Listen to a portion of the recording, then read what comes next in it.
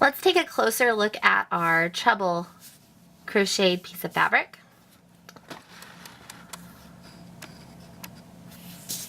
Again, this is one of the easiest ones to read the stitches because it's very big. You can definitely see each individual stitch of the fabric.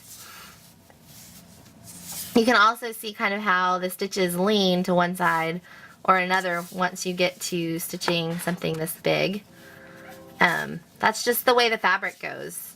You can kind of see it in the double crochet now.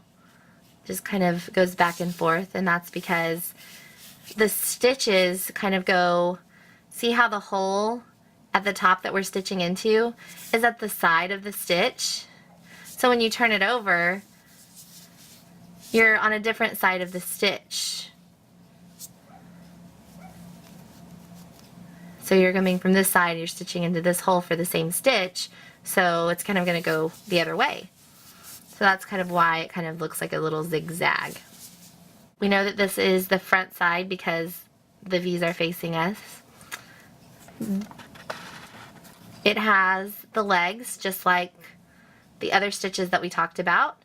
And then, you know how we pulled through 3 groups of 2?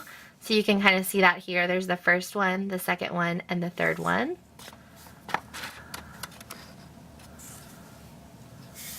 First one, the second one, and then the third one.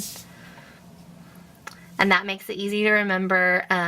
Treble stitch, 3 groups of 2. So when you see 3 kind of loops, let's kind of compare down here. So let's see. Let's look on the front side. There we go. This is the front side of our piece, and these are both front rows.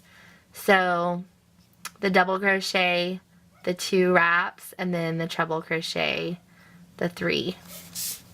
And there again are, we started on this side, so this is the front, back, and then if we turn it over, we know that this is the front because of the V's, front, back, back.